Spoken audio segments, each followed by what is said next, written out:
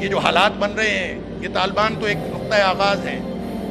یہ جو حالات بن رہے ہیں، نبی اکرم صلی اللہ علیہ وسلم کی احادیث کو دیکھیں تو لگتا یوں ہے کہ اب کی بات ہے یا 10 سال کی یا 5 سال کی، کب ہوگا کب نہیں ہوگا. حالات امام مہدی کے بن رہے ہیں،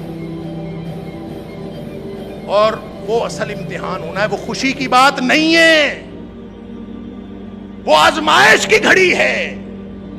اور امام مہدی نے جب بیعت لینی ہے نا تو اس نے جہاد پر بیعت لینی ہے، جس کا معنی قتال ہے. جہاد کی وہ آخری کڑی قتال پر بیعت لینی ہے.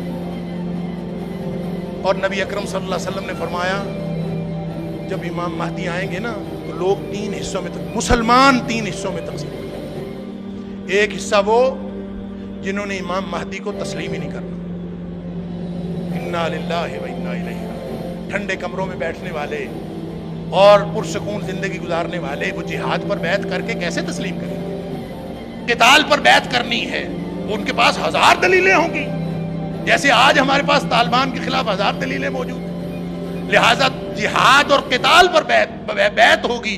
نبی اکرم صلی اللہ علیہ وسلم نے فرمایا ایک حصہ تو جس نے بیعت ہی نہیں کرنی، انہوں نے ماننا ہی نہیں. فرمایا ان کے دل میں رتی بھر ایمان نہیں ہوگا. لہٰذا یہ تو ویسے ہی گئے، نام کے مسلمان ہیں. باقی جو 2 حصے رہ گئے، فرمایا ان میں سے آدھے یعنی تیسرا حصہ ٹوٹل میں سے وہ شہید ہو جائے گا اس جدوجہد کے اندر، اس قتال کے اندر. اور فرمایا وہ روئے زمین کے بہترین شہید ہوں گے.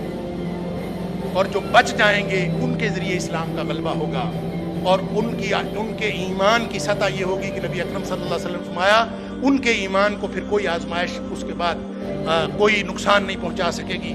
تو میرے بھائیوں اور بزرگوں، آج موقع اس آزمائش کے لیے اپنے آپ کو تیار کرنے کا ہے. میں اور آپ اپنے آپ کو، اپنے ایمان کو، وَأَنْتُمُ الْأَعْلَوْنَ إِن كُنتُم مُؤْمِنِينَ، ہم نے مر جانا ہے، راستے میں موت آ جانی ہے، یا شہادت ہمارے قسمت اور نصیب میں لکھی ہے. کیا ہونا ہے کیا نہیں ہونا یہ سب اللہ کے ہاتھ میں ہے.